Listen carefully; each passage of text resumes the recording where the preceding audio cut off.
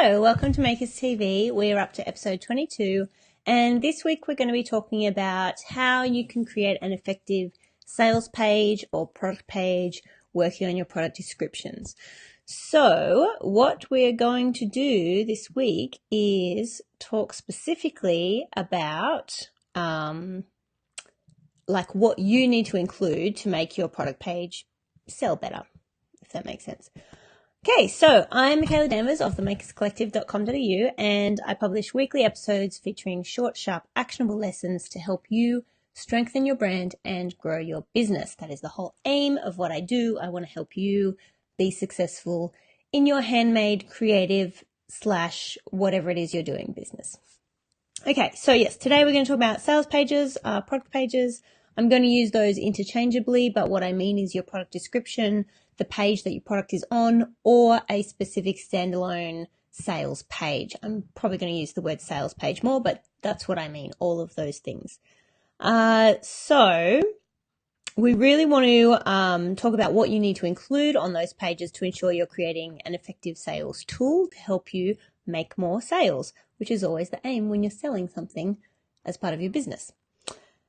All right, so let's talk about the actual purpose of a sales page. The purpose of a sales page is not actually to sell, well, not just to sell, but actually to prime your customer, to make them realize how much that they want or need the thing that you're selling. So your product or service or program or whatever it is.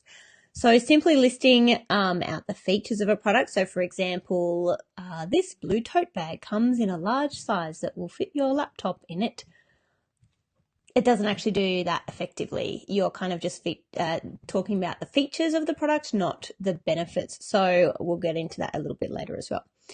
The best sales or product pages really take your customer on the person that's viewing your page on a journey from being a semi-interested bystander of your product to being a fully engaged, ready to purchase customer. So you don't want to just tell them what your thing is, because that doesn't actually show them anything about themselves. And the way to make a sale is to make sure that because people buy from their emotions, not all that often from logic. So people want to see how your thing is going to make them a better person or how it's going to transform themselves. So to do that, you need to transform your website visitor into an actual customer. You need to show them the transformation that they're going to see in themselves, how they will be better off after using your thing, whatever your thing might be. So just telling them that it's available and it's blue and it comes in a large size is not actually showing them any sort of transformation of the before and the after of them using or buying your thing. So I'm going to actually go into much more detail about this specific topic in this month's monthly training within the Makers Academy. So if you really want to dive down deep into how you should structure your sales pages and what sort of language you should use and going into copywriting and all that kind of stuff, then it might be the perfect time for you to join the waitlist for the Academy. The waitlist is not super long at the moment, so it's a good time to jump in. And I've put the link in the description if you would like to do that. Right now, however, I'm just going to highlight a couple of the things that you need to know to ensure that your product descriptions and sales pages are effective in bringing you more sales, because that's what we want. So first of all, I didn't do my cute little labels today on my video because I wasn't prepared enough, but let's do it now. Can I do it now while we're live? We probably can. Sorry about this. So the first thing you want to know is the problem. I'm just typing as we're talking. Sorry. It's totally professional around here. There we go. We'll move that out of the way. Over my face. Put it over here. Okay. So first of all, you really need to know what the core problem or desire is that you're solving with your product or service. And I covered this in last week's episode of Makers TV, like quite a bit more in depth. So make sure that you go back and check out episode 22 to go through that. But basically, you really need to know what problem that you're solving with your product or service so you can actually speak to that in or your sales copy. And when I say copy, I just mean the words and text that you're using to communicate what you're selling to your customer. And next you need to think about, thanks Jessie for tagging your friend Lisa, bring as many people over as you can. The next thing you need to think about is if your customer needs to forgive themselves about anything before purchasing. So I'm just going to pop that up as well. And this might seem, hopefully I can spell correctly as I'm typing on the fly. Now, this forgiveness thing might seem a little bit abstract, but basically it's about addressing any objections that your customer might have about making the purchase. And this particular objection has nothing to do with your product, but if you cover it, then it's covered. And if they do, if they do have any objections about that, then you've covered it.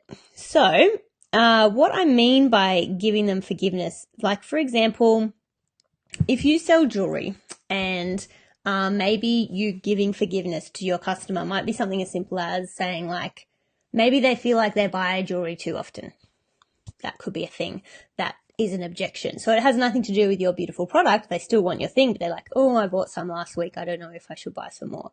So you like addressing that objection and like allowing them to forgive themselves might sound something like, you could write in the description, I hear you. You're looking at another pair of earrings when you probably just bought a pair last week, but you know what? You deserve it. You work hard and you deserve a treat every now and again.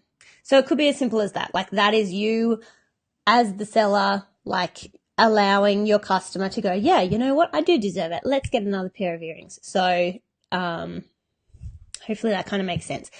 It could be a bit more complex as in like maybe, your customer has bought something similar to your product or service and maybe they never used it, or maybe they, like I buy wall planners from Kiki K like all the time and never use them because I created my own and that's the one that I use, and I still have this urge to buy wall planners going, oh, I'm going to use it again. Anyway, it could be something like that. Like people have bought the thing before and they haven't used it, so they're like, oh, why should I buy, like I'm going to buy another one. I've already tried this before and it hasn't worked out for me and I've wasted money, whatever. So you could sort of say something like, you tried it, it didn't work before, but that's okay. And then you kind of give them a plan to make it work this time and you make them feel supported, and you sort of got to think about how you can make them feel good about something that they were previously heard about or, you know, just didn't work for them.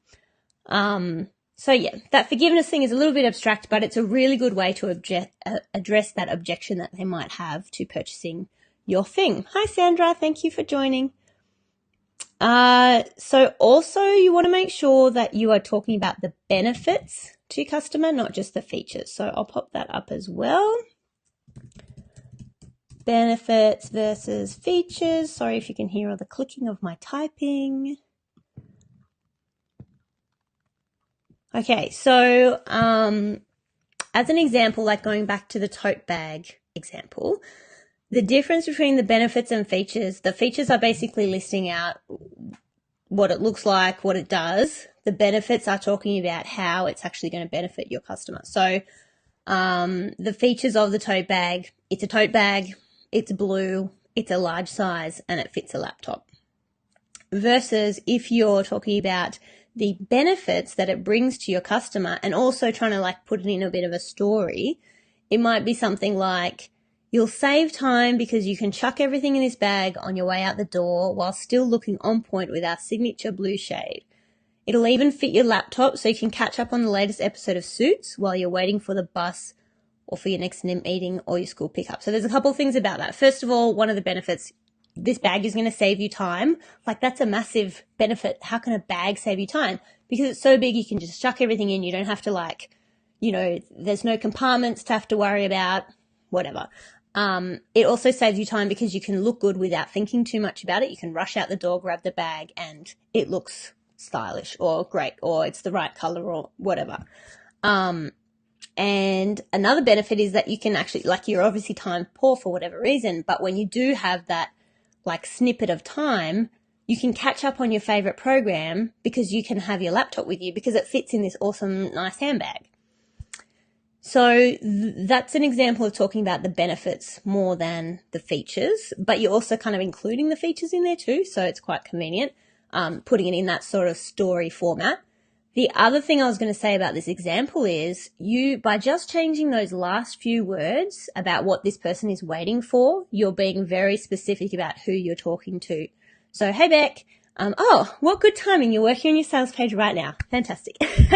So, I'm just going to pop that up because I can. Just by talking about the very last section of that sentence, I'll read it out again.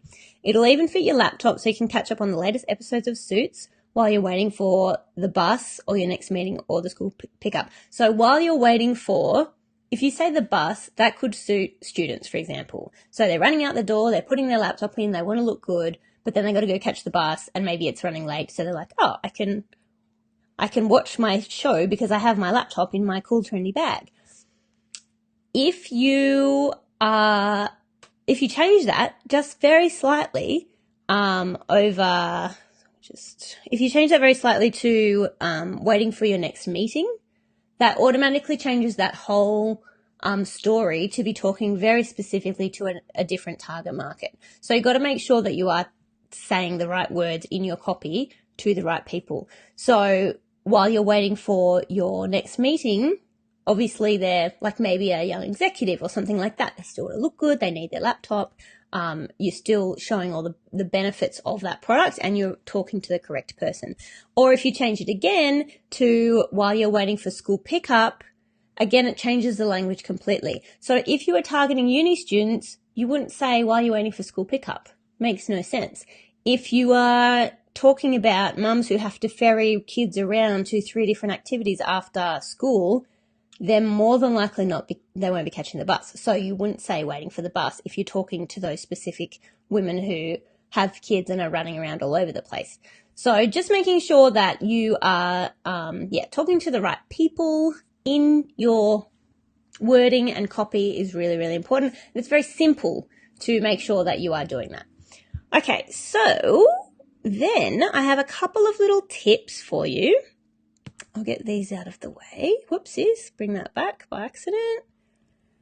Okay, so tip number 1 is to always make sure that you're talking about the problem first in your product page or product description.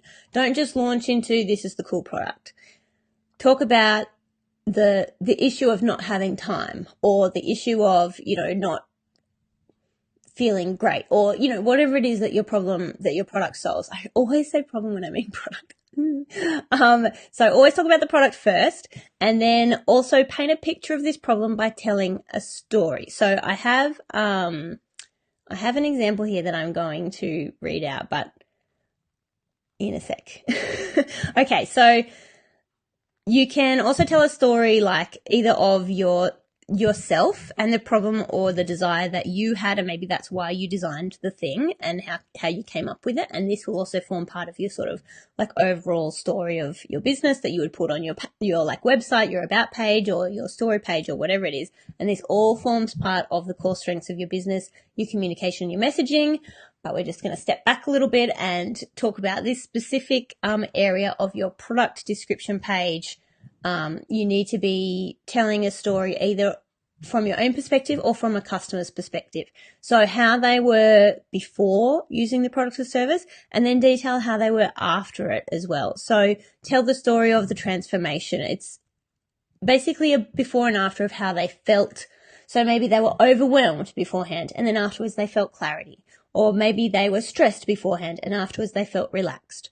Or maybe they felt exhausted beforehand and then afterwards they felt refreshed. So,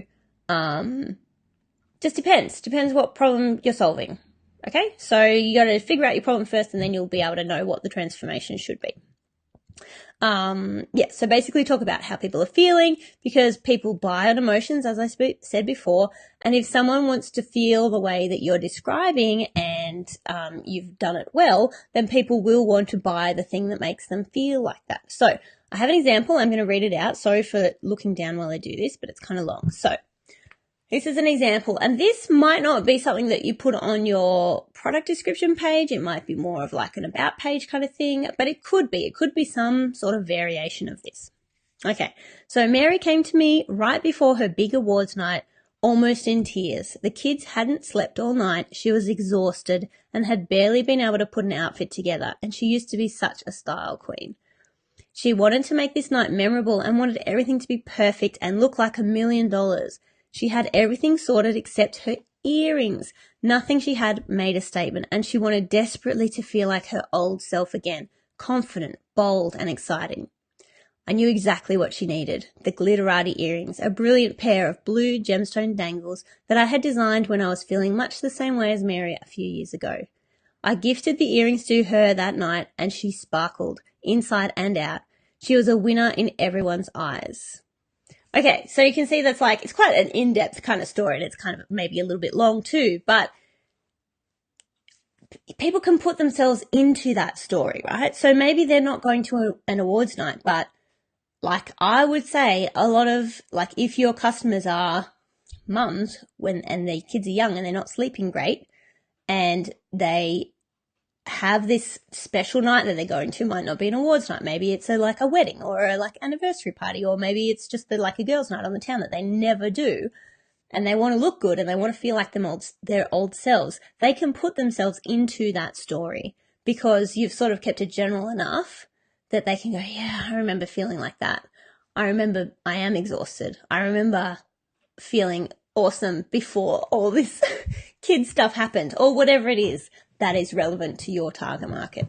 And then, making that transformation that after she had the earrings on, the outfit was complete, she felt amazing, she looked amazing, she had a really great night. Doesn't even go in at all into like if she won or not, she just felt like a winner. And that's the transformation and the feeling that you're selling. So then hopefully that would then get people to go put themselves in the story, and then, yes, I want to feel like that feeling too. These earrings are really nice and I do deserve a treat.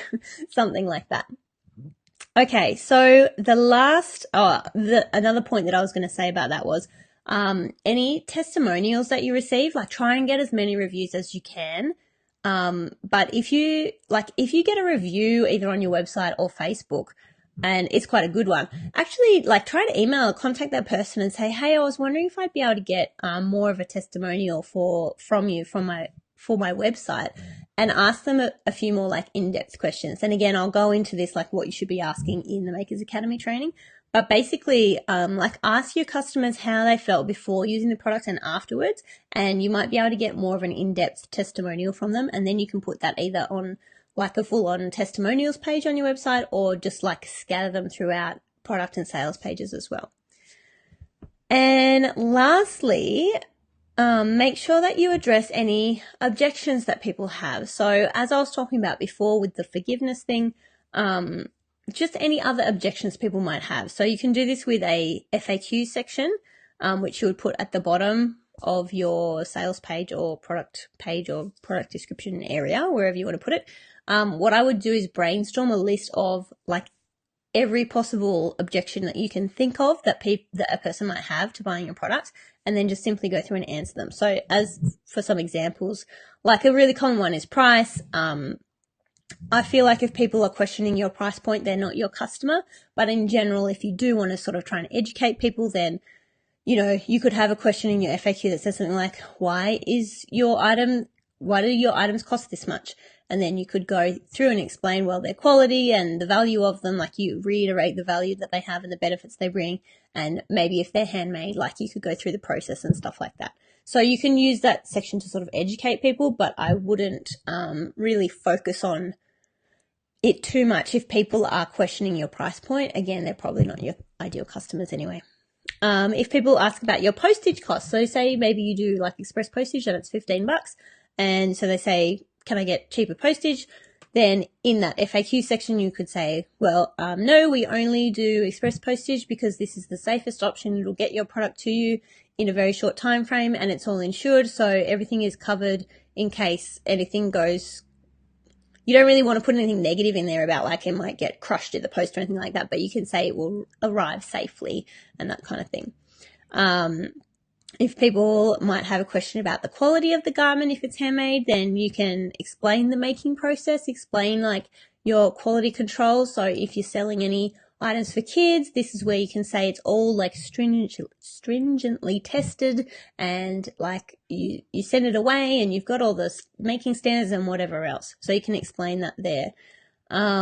Maybe people ask, like, if you're getting anything manufactured offshore, then you could put that in the FAQ section too. So maybe a question might be like, why do you get your items manufactured offshore? And then you can go in and explain, well, actually, we do this because we can support 3 families overseas, and they all have their own businesses, and the making is part of their business, and this is my way of supporting other families globally, something like that. You know, whatever's true, obviously, don't make stuff up, but whatever makes sense to answer in that section.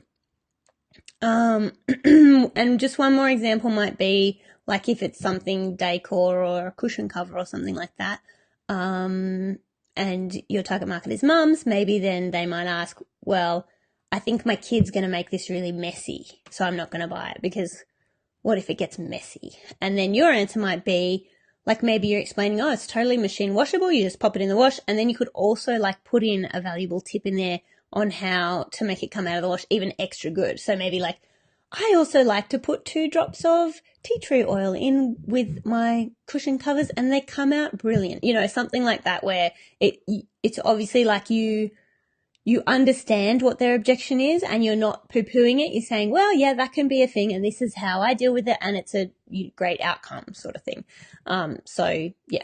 The more you can address the objections, the more people will, like, if people are ever on the fence, they will read through to the very end of your sales page. They will read every single word, they'll read every single FAQ, and they'll make a decision from there. So the more you can like alleviate their concerns, the more likely it is they will then make a purchase. So what I want you to do right now is your task for this week until I see you again next week is to go through all your current product descriptions that you have and any sales pages that you have and actually do a bit of an audit on them. I want you to see if you have firstly clearly identified the problem or desire that your customer has. Do you know what their problem or desire is? And do you know then how your product solves that? Go through and see if you've clearly identified how your product will make them feel. So not just what your product does, but how is it actually going to make them feel? Make sure that you have that in your product descriptions. Also, if you've addressed, I'm doing my fingers and I'm doing it down here and you can't see. Number 3, also see if you've addressed their objections, and also checking that you've listed the benefits of your product, not just the features. So that's your task before next week. Make sure you do a little audit of all your descriptions and your sales pages. Again, as I said, I'm going into this topic much more in depth in the Makers Academy this month. So if you would like to join, it's only $29 a month at the moment. That is going massively up in the next 6 months because we're almost finished our beta phase. So Makers Academy is in beta phase at the moment, which is where I'm like tinkering in the background and making sure everything's all good. So it's like super special introductory cheap price at the moment. So if you want to jump on that and get like locked in at that price, now is the time to do it. You can jump onto the wait list. As I said, the wait list is not super long at the moment, so you'll be able to get in pretty soon probably. And yeah, thank you so much for watching. If you found this valuable, please share on any of your social timelines or tag your friends. Anyone who wants to start a business or grow a business and needs a little bit of help getting pushed in the right direction, that's what I do. So send them my way if you have any friends like that. Yes, thank you so much for hanging around. Oh my God, we're so long today, 25 minutes. I'm so sorry. This is supposed to be short. 25 minutes is not short. I'm so sorry, guys. But hopefully this was helpful for you. And yeah, we'll get you lots more sales, hopefully. So thank you so much for hanging around for so long. And I will be back next week. If you have a suggestion for next week's topic, just let me know. I never really lock them in very much in advance, so you can suggest anything that you would like to know more about and I'll put it on the list to get it covered. Thanks guys again so much, and I'll see you later.